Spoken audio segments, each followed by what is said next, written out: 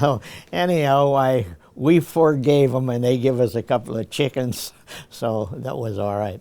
So then we go on, and we're doing the same thing day after day, and about we would go for maybe 2 or 3 days, day and night. And finally, after about 3 or 4 days, then we would take a half a day off and recheck our guns, and we never had time to do that when we were on the fire missions and that. And we would check our guns and go with that. So we used to have once in a while a burgermeister or somebody, town council or somebody, would come and meet us at the city limits, or just outside of town. And sometimes they'd be waiting out there for you. And we come to a town that the burgermeister had notified somebody that there were some snipers in the town, and they were up in the church steeples where they usually were, and snipers. So wanted to know if we could help them out. We said, sure, we can.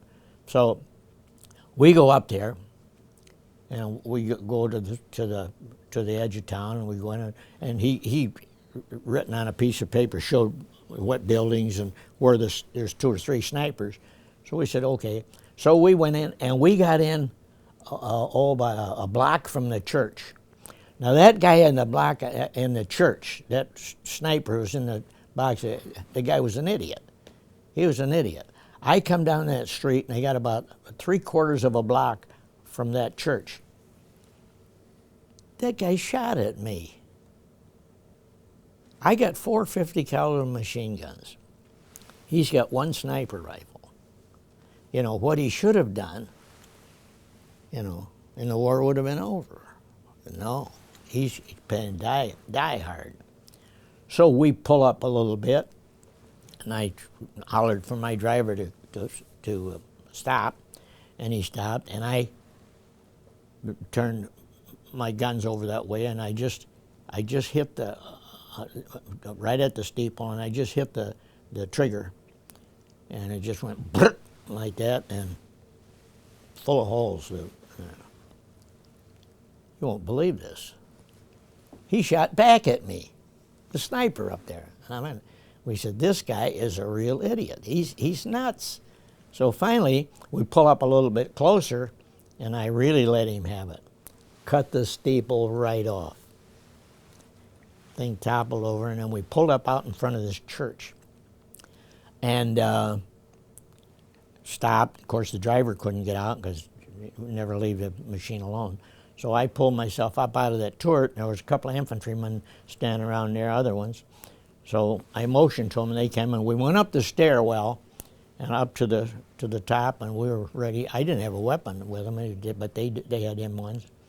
We get up there, and we got up to the top of up to the steeple part where it fell off, and there was 2 guys laying there, and they were dead, of course. And I got the sniper rifle. Was that beautiful? Took it down, put it in the half track in the side doors where we keep supplies, and about 2 or 3 days later, we were taking a break, and I got my sniper rifle out, and I'm sitting on a stump there, and I'm wiping it all off, and admiring it. And a Jeep came in, and I didn't pay any attention to where we were sitting. Jeep came up, and I heard somebody say, "Schoo, where the hell did you get that rifle?" I said, "Sniper." He didn't need it anymore, so I took it. So he said, all right. So he said, "Don't you know that that's Army equipment?" He says, you can't keep that. So I handed it to him. He left. He gave me hell first, and then he left. And a few days later, his driver happened to be in our area, and he came and stopped to talk. And he says, "Oh, Don," he says, "you know that sniper rifle that you gave to the colonel the other day?" I says, "Yes, I do." He says, "That's on its way to New Jersey." That's where the colonel was from. He shipped it home, but I couldn't. So another day, we were out, and we had this town lined up. We were supposed to go into this town and get this. There were some snipers in there. And Me and another tank. There was two tracks that's supposed to go in. One was from one side, and the other was to go into the other side and flush these guys out.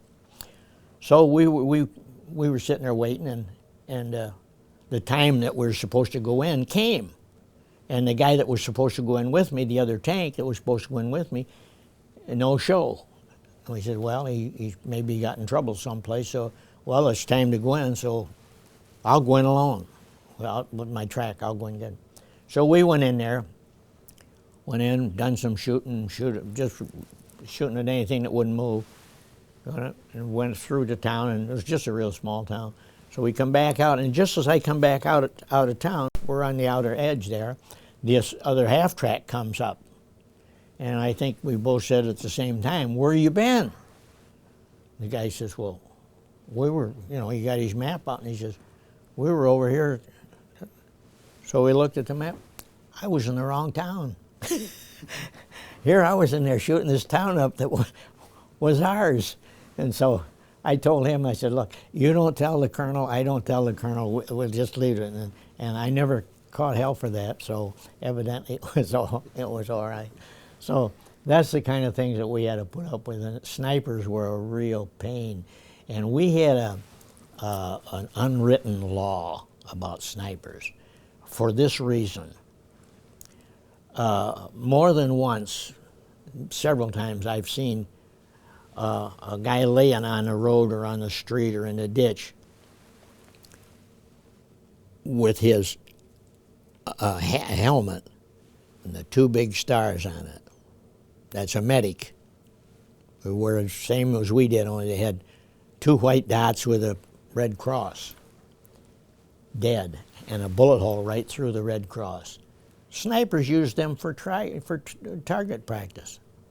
Man, they used. So we had an unwritten law that you didn't take a sniper prisoner.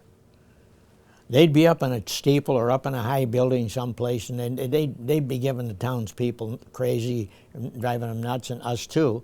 And you couldn't get at them. And finally, after a while, they would come out, they would run out of ammunition or something, and then down the stairs they'd come, and they'd come out the door like this. Tough bananas.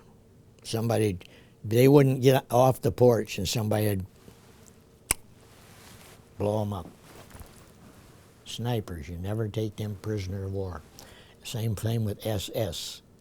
SS were the cream of the crop. They're the ones that caused all the trouble. The German Army Wehrmacht, that's the regular Army Wehrmacht, those guys were good guys. I've met a lot of them guys under some bad circumstances, and they were just like we were. They were good soldiers, and they wouldn't do that. But SS were criminals, and they paid dearly for it, because we never took a German prisoner, never. We were going, a lot of river crossings we made. And I never will forget the crossing of the river, the Moselle River, at Douillard, France. We'd had trouble, well, we hadn't, but the infantry had big problems trying to get across the river there, because the Moselle River, and after you cross it, the land goes up like that, and it's all wooded area up there. So the Krauts were all up in there, and they could see every move that we were making on the water and off the water. So it was a tough banana to get in there. And we had airplanes come in and strafe that area and all that, but they were dug in pretty good, and it helped, but it wasn't up. So finally they called us down there to see if we could help.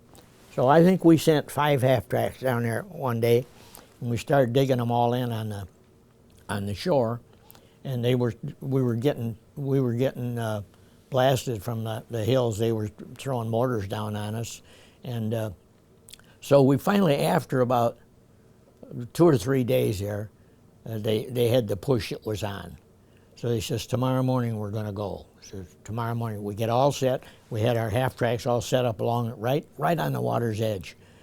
So the next morning, right after dawn, we got the word to go.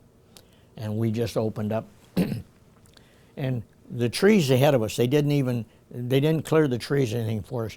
They were small trees, but they were camouflage for us, because then when we couldn't see too good, but all we did is as we started firing and moving our guns back and forth like this, we're cutting the trees down at the same time as shooting these bullets up into the hills.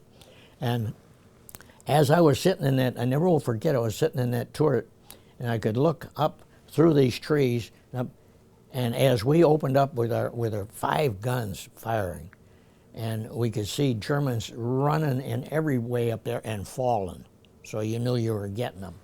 So that was a good success there. We went in there, and we only had, I think the infantry only had 2 or 3 casualties.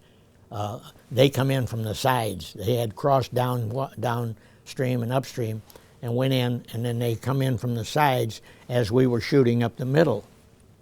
And they took about 250 to 300 prisoners, our boys did. And so that was a real successful attack. And so we started doing that after that. If they were crossing a river or something, they'd send us up there and get everything all set, and away we would go.